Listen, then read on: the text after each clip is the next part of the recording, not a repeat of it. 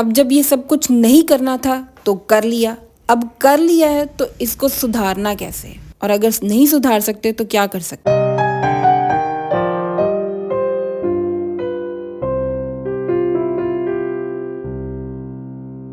السلام علیکم every one, welcome back with another new exciting vlog. آج کے ولاگ میں آپ کے ساتھ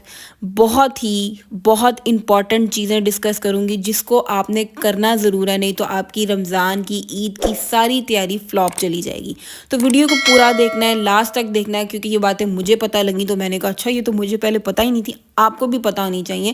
تو اب مجھے پتہ ہے کہ شروع کے دنوں میں ہم نے رمضان کی تیاریاں کی زور و شور سے، پھر بیچ میں عبادتیں بھی چلی، کھانا پینا بھی چلا، افطاریاں بھی چلی، سب کچھ ہوا۔ لیکن یہ والا ٹائم جو ہے نا، اس میں اب ہم لوگوں نے بازاروں کے، مارکیٹوں کے، ٹیلرز کے اور پتہ نہیں کہاں کہاں کے سیلونز کے چکر لگانا شروع کر دیے، کیونکہ عید آ رہی ہے اور عید پہ ہم سب نے کوشش یہی کرنی کہ ہم ایک سے بڑھ کر ایک لگیں، کسی کا جوڑا کسی کے ساتھ ملے نہ، کسی کا میک اپ کسی کے ساتھ ملے نہ، سب نے کہنا ہے کہ بس ہم جو ہے نا وہ ڈیفرنٹ ہی نظر آئیں، کہ جب ہم مطلب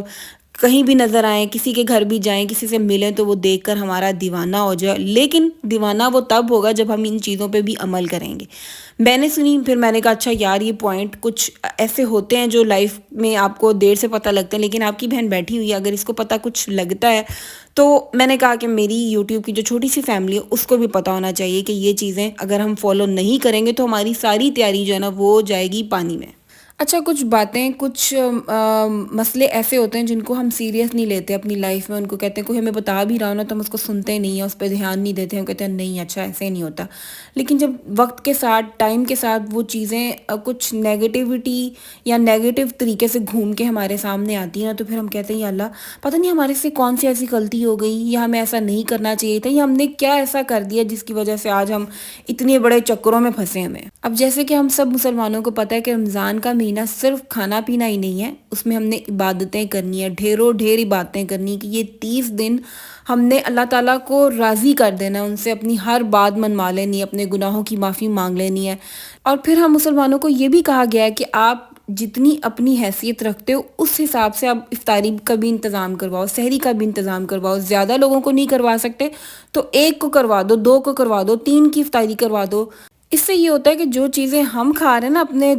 ٹیبل پہ سجائی ہوئی ہیں وہ دوسروں کو بھی ملنی چاہیے۔ یہ نہ کریں کہ ہم نے اچھی چیز کھا لی ہے تو باقیوں کو ہم کہہ رہے ہیں کہ نہیں یہ جو چیز ہم سے نہیں کھائی جا رہی وہ ہم اس کے گھر میں بھجوا دیں۔ نہیں، جو چیز ہم کھا رہے ہیں وہی ہمیں چاہیے کہ ہم دوسروں کو بھی پلیٹ میں ڈال کر دیں، تبھی آپ کی افطاری کا آپ کو اجر ملے گا۔ نہیں تو جو چیز آپ نے نہیں کھانی، آپ کی 10 دن پرانی فریج میں پڑی ہوئی، آپ اس کو نکال کے دے رہے ہو تو اس میں آپ کو کوئی اجر نہیں ملے گا، بلکہ وہ اللہ تعالیٰ کی نظر میں دل آزاری کہلائی جائے گی۔ اب جو دوسری طرف بہت زیادہ رچ فیملیز ہوتی ہیں نا، وہ اپنی حیثیت کے حساب سے افطاری کرواتے ہیں، ان کا اپنا لائف سٹائل ہوتا ہے۔ اب اس میں لوگ بھی باتیں کرتے ہیں، کافی زیادہ اس چیز کو نیگیٹو وے میں لے جاتے ہیں کہ لو جی شو آف ہو رہا ہے، یہ ہو رہا ہے، وہ ہو رہا ہے، تو وہ ان کی اپنی خوشی ہے۔ اس میں بھی یہ نہیں کہا ہوا کہ اگر آپ کو اللہ نے دیا ہوا ہے تو آپ نہ کرو، سنبھال کے رکھو۔ سنبھالنے والا تو کوئی سین ہی نہیں ہے۔ اللہ پاک نے حکم دیا ہوا ہے کہ اگر آپ کما رہے ہو تو اپنی فیملیز پہ، اپنے آپ پر، اپنے رشتہ داروں پر، آس پاس کے لوگوں پر خرچ کرو، اس سے خوشی ہوتی ہے، اس سے آپ کے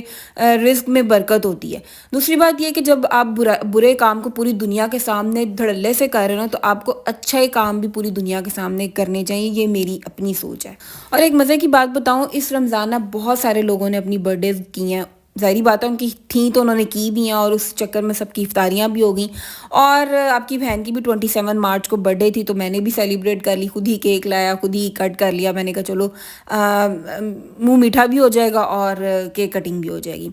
اچھا جی، تو خیر اب ہم بات کر لیتے ہیں آج کا جو مین ٹاپک ہے، جو ہم چیزیں کرتے ہیں اور ہمیں نہیں پتہ کہ ہم وہ کرتے ہیں تو اس کا ہمیں آگے جا کے کیا رزلٹ ملتا ہے۔ اچھا، جیسے کہ ہم پورا رمضان کا مہینہ بہت احترام سے روزے رکھتے ہیں، عبادتیں کرتے ہیں، لیکن لاسٹ کے جو دن ہوتے ہیں نا جو بہت اسپیشل ہوتے ہیں ہم مسلمانوں کے لیے، اور اس پہ حکم دیا ہوا ہے اللہ پاک نے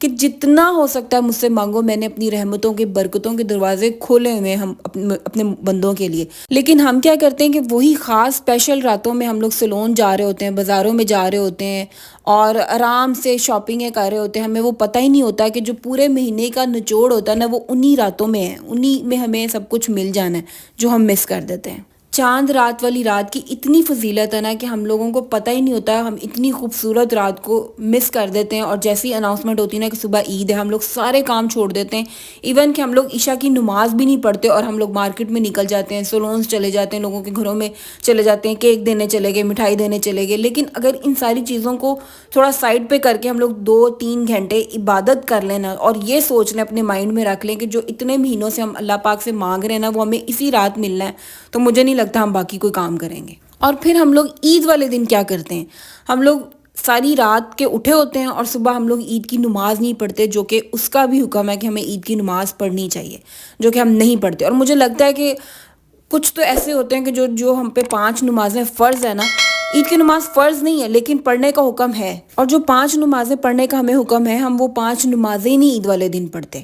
ذرا آپ سوچیں کہ جب ہم نے پورا مہینہ اتنی عبادتیں کی ہیں اور ہم لوگ عید والے دن وہ 5 نمازیں جو ہم پہ فرض ہیں ہم لوگ وہی نہیں پڑھتے، ہم لوگ اور ایکٹیویٹیز میں لگ جاتے ہیں، ہم لوگ موبائل یوز کرتے ہیں، اسٹیٹس لگانے پہ لگ جاتے ہیں، لوگوں کے گھروں میں آنے جانے میں لگ جاتے ہیں، دعوتوں پہ لگ جاتے ہیں، کھانے پینے پہ لگ جاتے ہیں. پھر سب سے عجیب بات، ہم شو آف کرتے ہیں، کپڑوں کی نمائش لگا دیتے ہیں، اپنا آپ دکھانا شروع کر دیتے ہیں، چوڑیاں پہن کے سٹیٹس لگا دیے، مہندی والے ہاتھوں کے سٹیٹس لگا دیے، لڑکوں نے اپنے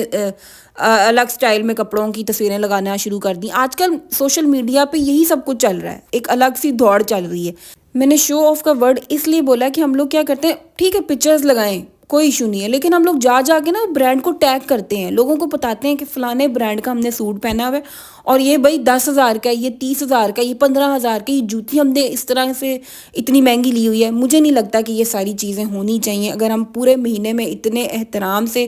اتنی عزت کے ساتھ روزے رکھتے ہیں نا، تو عید والے دن بھی ہمیں تھوڑی سی عزت اور انسانیت دکھانی چاہیے. یہ سارے عمل کر کے ہم اپنا اتنا بڑا نقصان کر رہے ہوتے ہیں جس کا اندازہ ہمیں تب ہوتا ہے جب ہمارے ہاتھ خالی رہ جاتے ہیں. عید کی خوشی کو منائیں، لیکن جو اللہ پاک نے حکم دیا ہوا اس دائرے میں رہ کے آپ عید کی خوشی کو سیلیبریٹ کریں. اس کے ساتھ ساتھ عید کی خوشی کو بانٹنے والا بنیں، پھر دیکھیں کہ آپ اپنی پرسنالٹی میں ایک الگ چمک دیکھیں گے جس کا راز سب آپ سے پوچھیں گے.